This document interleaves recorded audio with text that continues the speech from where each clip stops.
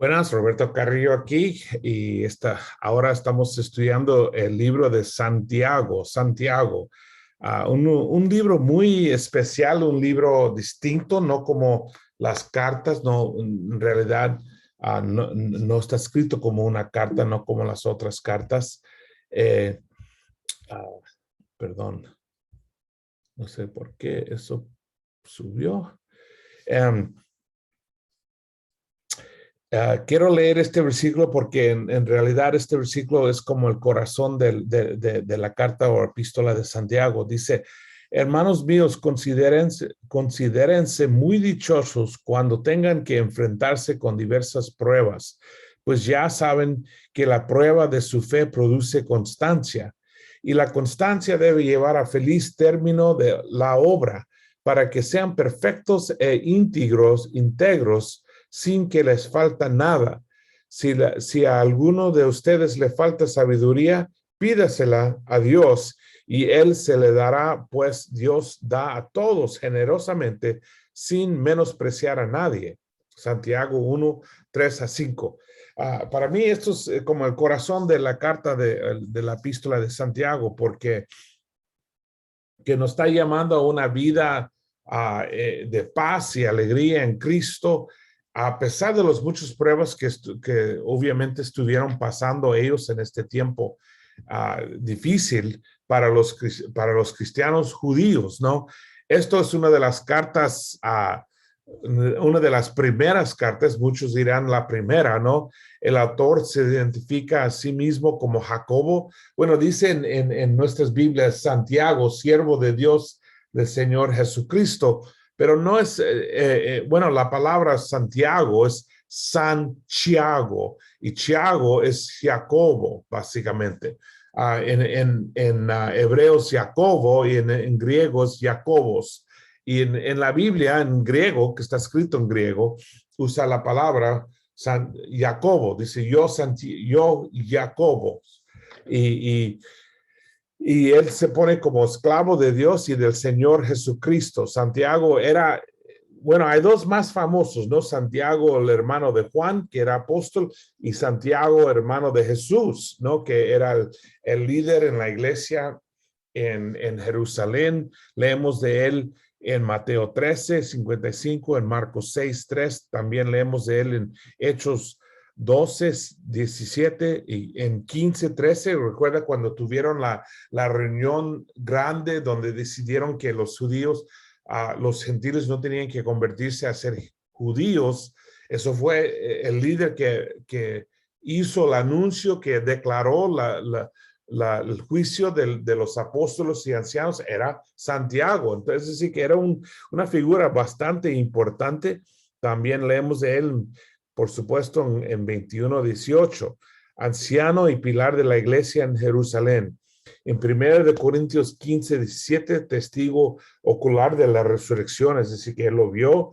En Gálatas 1:19, 2:9 y 2:12, era uno de los líderes principales en el concilio de Jerusalén.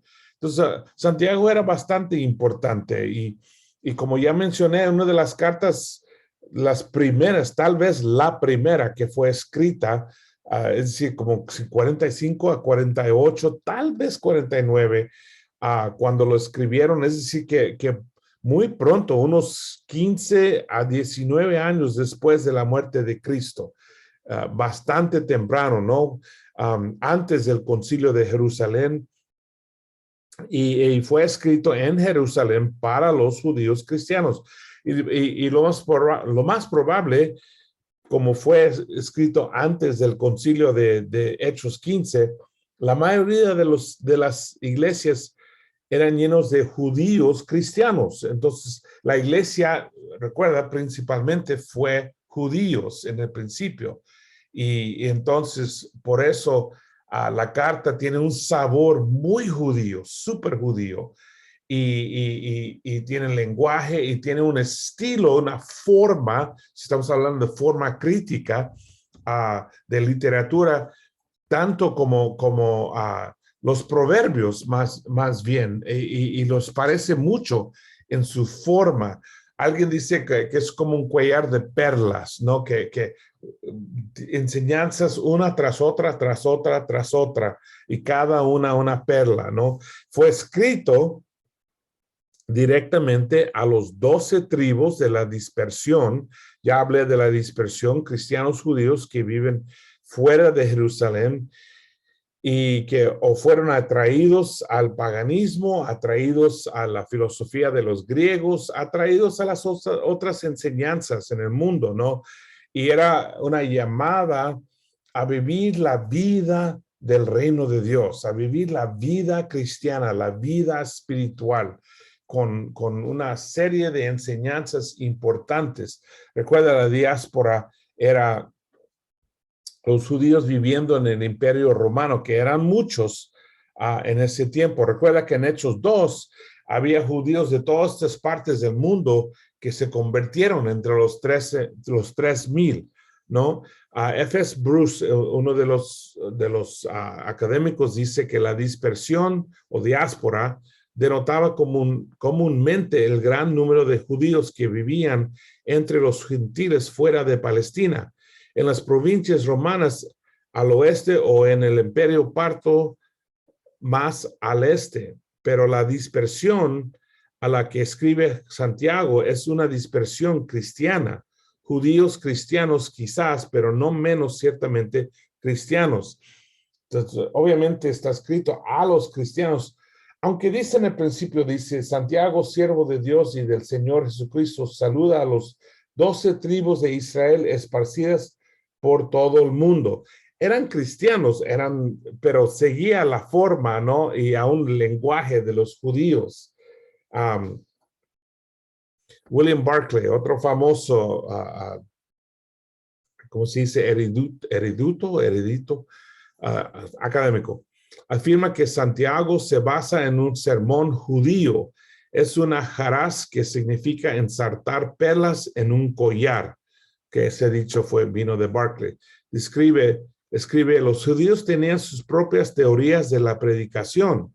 Una de sus creencias principales era que el predicador, a fin de mantener el interés de sus oyentes, nunca debe demorarse mucho en ningún tema. Debe seguir moviéndose rápida y constantemente de un tema a otro. Así que hay pocas dudas de que esta carta comenzó como un sermón en la sinagoga.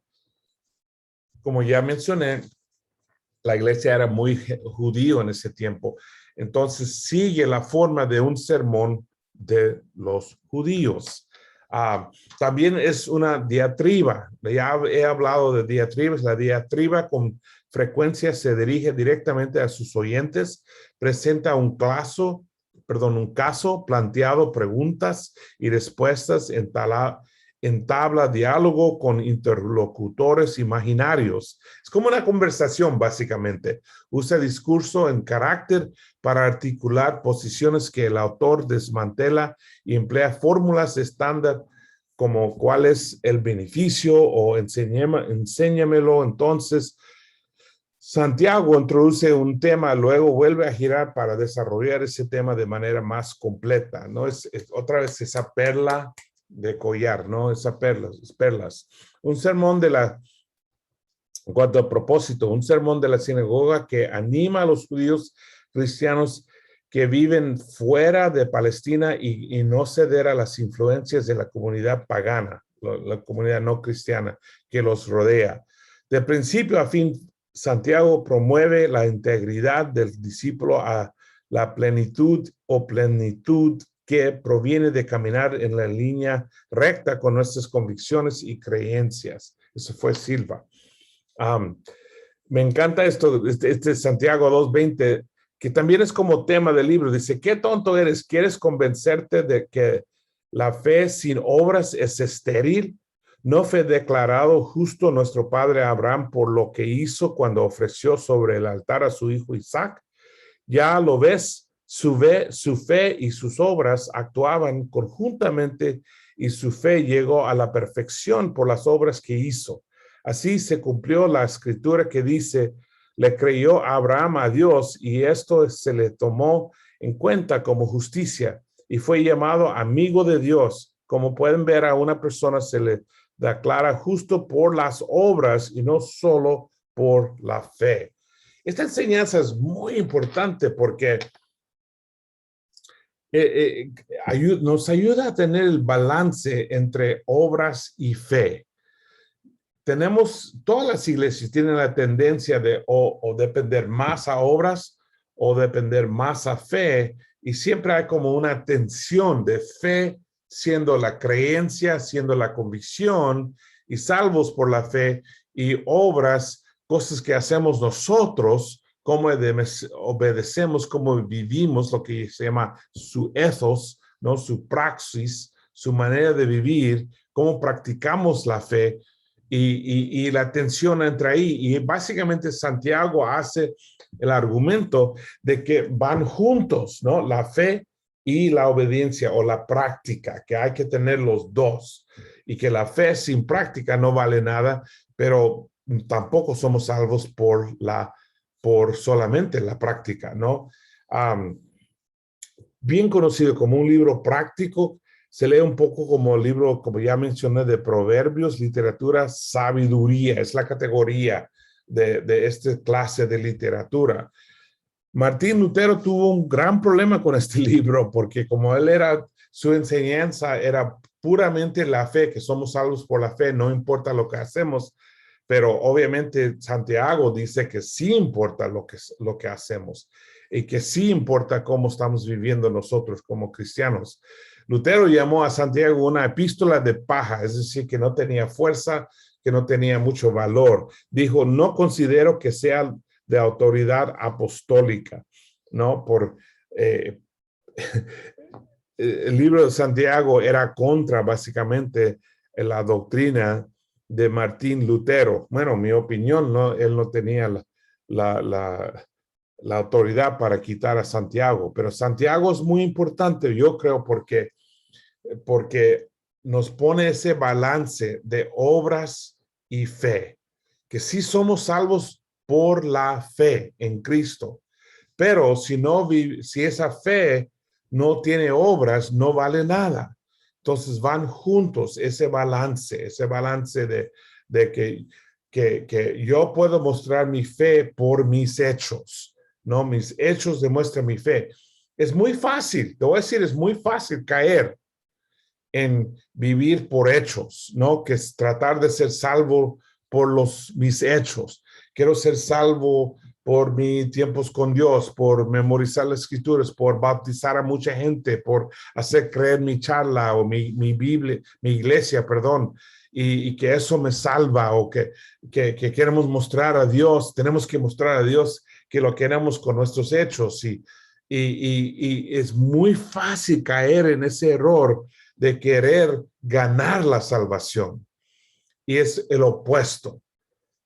Trabajamos fuertes, tenemos hechos porque somos amados por Dios, porque creemos en Dios, no para creer en Dios, no para ser salvo, sino porque somos salvos en Dios, porque somos salvos por la fe. Y eso, lo que dijo Pablo en Romanos y en muchos lugares, en Gálatas, está lleno del argumento de que no somos salvos por los hechos.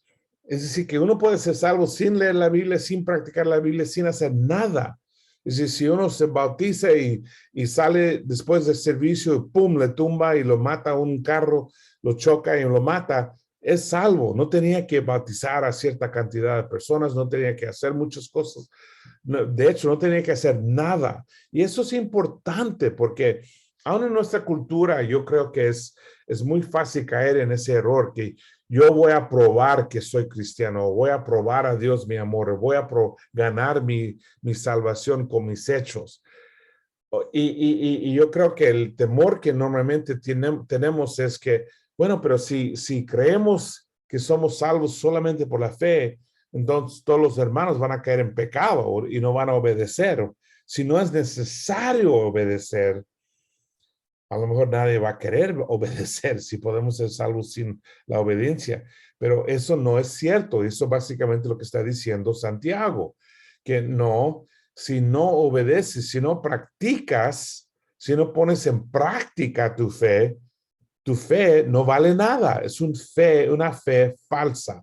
Una fe, lo que yo he predicado antes de una fe de demonios, ¿no? La fe de demonios es creer en Cristo, pero no hacer nada bueno, a pesar de que creer en Cristo, ¿no?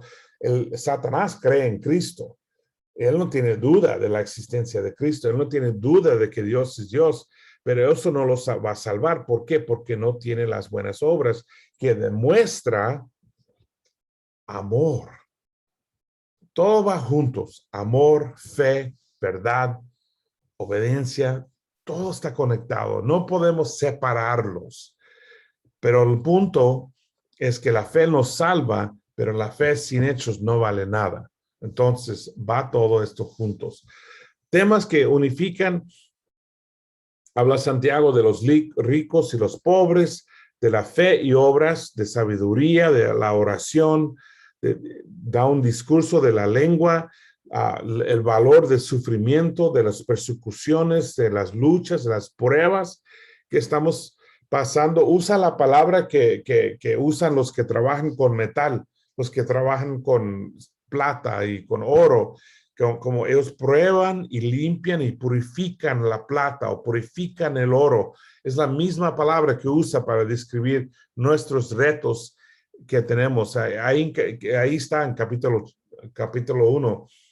A pesar de las pruebas, tenemos que darnos cuenta de que somos purificados a través de estas pruebas y nuestra fe es purificada, ¿no? Y habla mucho de la importancia de la palabra. Esas son enseñanzas. Realmente, y el otro, uno más que un libro, es un libro sobre relaciones, ¿no? Huérfanos y viudas, imparcialidad, no tratar a los ricos mejor que los pobres, amar a su prójimo, compañerismo, hermanos, usado 14 veces en las epístolas, deudas, los enfermos, persiguiendo al hermano caído, todas las relaciones que están en la iglesia dentro de los hermanos, habla de eso.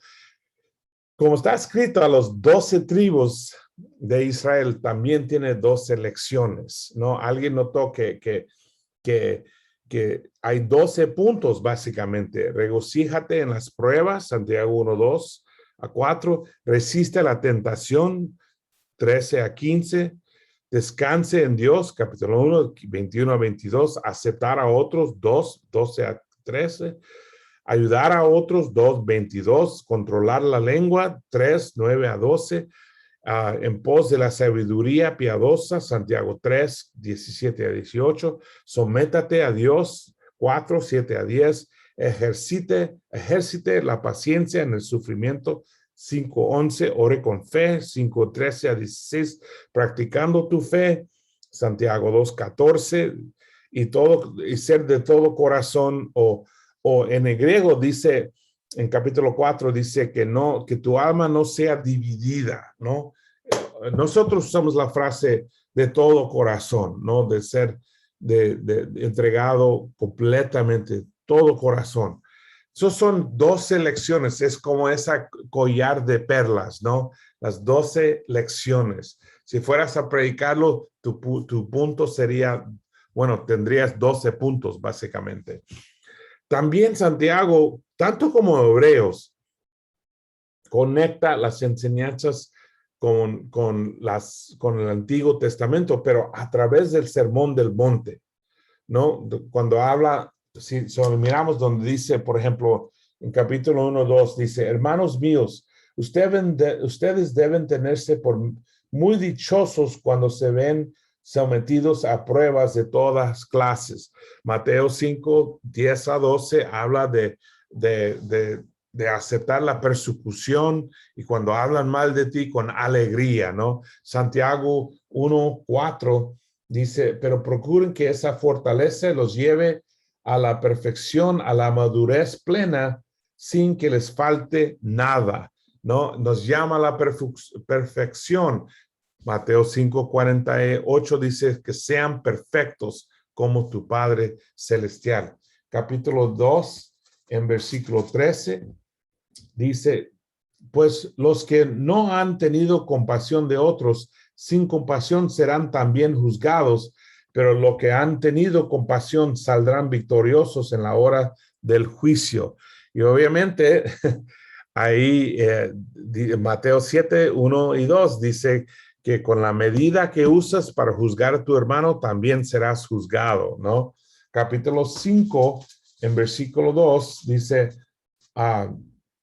sus riquezas están podridas, sus ropas comidas por la polilla, ¿no? Y Mateo 6, que debemos no preocuparnos de las cosas de este mundo, sino buscar el reino de Dios primero. No, todo esto, ves cómo Santiago básicamente está hablando de cómo vivir la vida del Sermón del Monte, cómo vivir la vida que enseñaba su hermano Jesús, ¿no? Que cómo nos enseña a vivirla, cómo nos enseña a ser en esta vida y cómo vivir esta vida. Es un libro muy especial porque conecta las enseñanzas de Jesús con la vida en la iglesia. Y yo creo que por eso vale mucho este libro, tiene mucho valor.